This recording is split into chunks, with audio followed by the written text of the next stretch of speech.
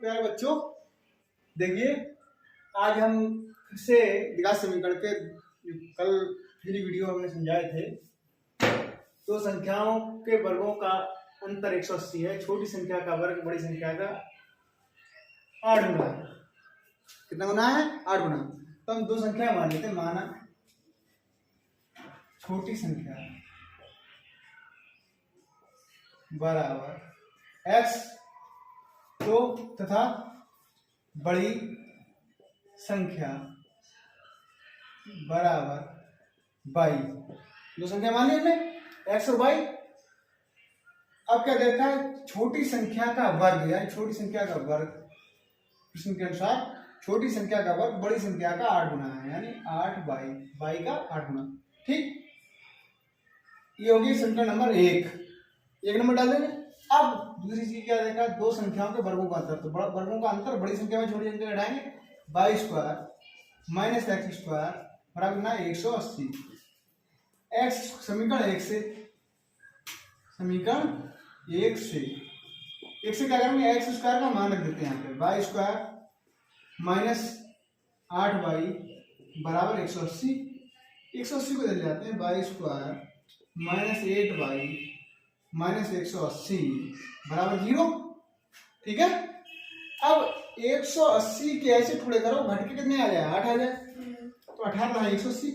y square minus 18 minus 10 by minus 180। ठीक है, इस तरीके से हम सॉल्व करेंगे। y स्क्वायर, अब इसको इधर कर लेते हैं शेष सवाल को। y square minus 18y plus 10y, यहाँ y की माइनस में प्लस का हो जाएगा, और 10y माइनस 180 बराबर 0। इन दोनों में से क्या कॉमन आ रहा है? हमारा y माइनस 18। इन दोनों में हमारा क्या कॉमन आ रहा है? 10 कॉमन आ रहा है। y माइनस 18, यहाँ y माइनस 18 कॉमन आ गया इन दोनों में से। y प्लस 10 बचा। ठीक है, y प्लस 10 बचा बराबर 0। यदि y माइनस 18 बराबर 0 तो क्या हो जाएगा? y बराबर 18। ठीक, अब y का मान आ गया 1। दूसरा y प्लस 10 बराबर 0, y बराबर होगा माइनस 10। ये ऋणात्मक है, इसे छोड़ देंगे, ऋणात्मक लिख के। ठीक है, y बराबर 18, y बराबर माइनस 10 को छोड़ देंगे, y बराबर 18 आ गया। y का मान किसमें रखते हैं? इसमें समीकरण 1 में। समीकरण 1 में y का मान रखने पर क्या हो जाएगा? एक्स स्क्वायर बराबर 8y, एक्स स्क्वायर बराबर 8 गुणा 18, एक्स स्क्वायर बराबर 144, एक्स बराबर अंडरूट 144। एक्स का मान कितना आएगा? 12। ठीक है, एक्स का मान 12 आ गया, y का मान 18 आ गया। अब हम चेक करते हैं दोनों संख्याओं के वर्गों का अंतर, यानी दोनों संख्याओं 18 का स्क्वायर माइनस 12 का स्क्वायर। देखते हैं 18 324 माइनस 12 में 144, 4 माइनस 4 गए 0, 12 माइनस 4 गए 8, यहाँ बचे 2 में से गए 180 आ गया। दो संख्याओं के वर्गों का अंतर कितना? 180 है। ये हो गया वेरिफिकेशन। ठीक है, इस तरीके से हमें सवाल को सॉल्व करना है। इस तरीके को कोई भी प्रश्न आ जाएगा तो छोड़ के नहीं आना है, और वीडियो को पूरी तरीके से देखते रहिए। इसके आगे भी क्वेश्चन अभी आगे है। अगला क्वेश्चन, दो धनात्मक क्रमागत पूर्णांकों, दो धनात्मक कैसी धनात्मक होगी? क्रमागत भी होना चाहिए, पूर्णांक भी होना चाहिए, के वर्गों का योग 365 है। तो मान लीजिए, माना पहली संख्या, पहली धनात्मक पूर्णांक, पहला धनात्मक पूर्णांक बराबर क्या है? x। ठीक, तो दूसरा धनात्मक पूर्णांक क्या होगा? तो दूसरा धनात्मक पूर्णांक बराबर क्या होगा? जैसे मान लीजिए 15 है, 15 के अगला क्या होगा? 16। अर्थात 15 प्लस 8, ठीक है। ऐसे 25 है तो क्या होगा 26, मतलब 25 प्लस 1। 100 है तो क्या होगा 100 प्लस 1, 101 आ जाएगा। एक्स है तो क्या हो जाएगा एक्स प्लस 1, ये होगा। तो यहाँ पे क्या हो जाएगा एक्स प्लस 1, ठीक। इस तरीके से अगला ऋणात्मक पूर्णांक हमारा हो जाएगा क्रमागत। अब दोनों के वर्गों का योग, एक्स का स्क्वायर एक्स प्लस वन का स्क्वायर क्या है 365, ठीक है। एक्स स्क्वायर तो ऐसे ही रहेगा, एक्स प्लस वन यानी ए प्लस बी के होल स्क्वायर से खोलेंगे इसे तो क्या हो जाएगा a square plus b square plus 2ab।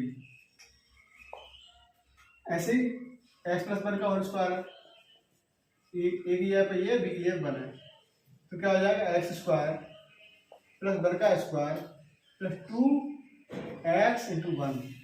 लिखते हैं यहाँ पे एक्स स्क्वायर प्लस वन का square plus 2x into one बराबर 365, ठीक है, ठीक है।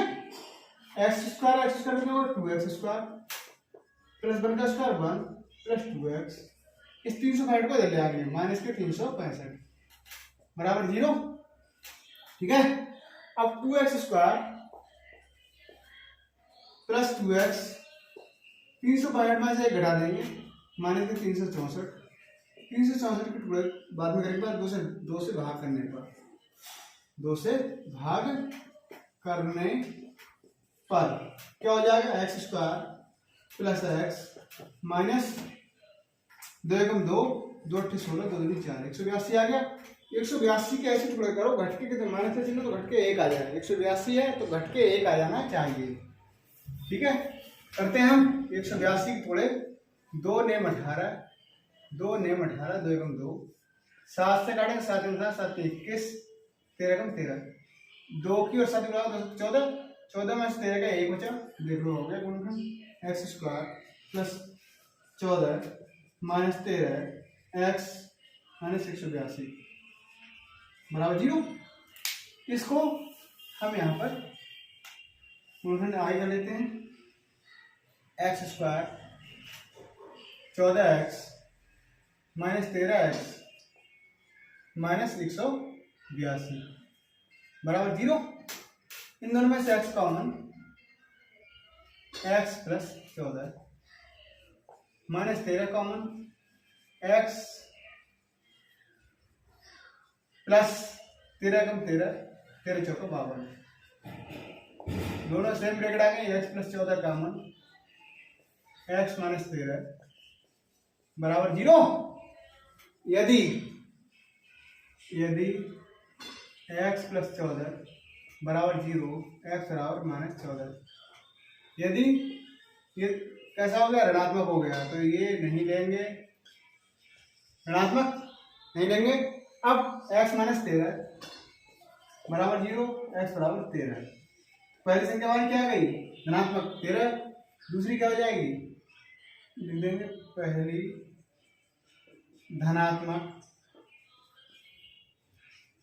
पूर्णांक, पहला धनात्मक पूर्णांक बराबर x बराबर 13, दूसरा पूर्णांक बराबर x प्लस 1 बराबर 13 प्लस 1 बराबर कितना हो गया 14, दोनों संख्याएं आ गई यहाँ सब। इस तरीके से सॉल्व करेंगे। रोक दो द्विघात समीकरण बता रहे थे हमने, 2 क्वेश्चन बता दिए, 4 नंबर क्वेश्चन थे। ये दोनों क्वेश्चन 1 नंबर का, ये 2 नंबर क्वेश्चन है, ये 1 नंबर में आएगा, ये 2 नंबर में आएगा। इसको समझ लेंगे कैसे होगा। द्विघात समीकरण के मूलों का गुणनफल ज्ञात कीजिए। मूलों गुणनफल का समीकरण लिख लेते हैं। समीकरण हमारी क्या है 3x स्क्वायर माइनस 4x बराबर 0। इसकी हम तुलना करते हैं ax square plus bx plus c बराबर 0 से तुलना करने पर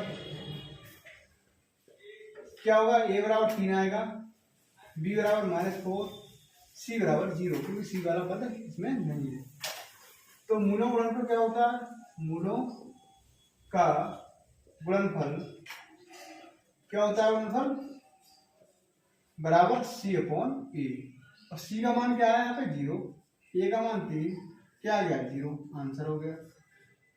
ठीक है, इसमें क्या है, दिघा समीकरण का व्यक्तिगत ज्ञात कीजिए। व्यक्तिगत का सूत्र क्या होता है, डी बराबर, पहले समीकरण लिख लेते हैं, 2x solution 2x square minus 4x plus 3 बराबर 0, ax square plus bx plus c बराबर 0, a बराबर कितना हो गया 2, b बराबर माइनस 4 और c बराबर 3।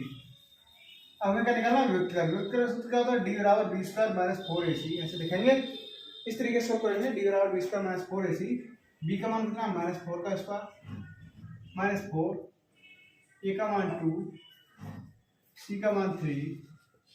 ठीक है, 4 चौक 16, 4 दूनी 8 की 24, कितना हो गया माइनस के 8, डी बराबर माइनस 8। हमारा मान कैसा है, डी बराबर माइनस का आया है, संख्या माइनस की आई है, तो मूल कैसे, मूल काल्पनिक हमने बताई थी पिछली वीडियो में। अगर डी का मान विभक्त का जो है हमारा 0 से बड़ा आएगा, 0 से बड़ा आएगा तो क्या होंगे, मूल वास्तविक होंगे, 0 के बराबर होगा तो मूल बराबर होंगे, और 0 से छोटा मतलब माइनस की संख्या होगी, मूल काल्पनिक होंगे। बस ये हो गया आंसर।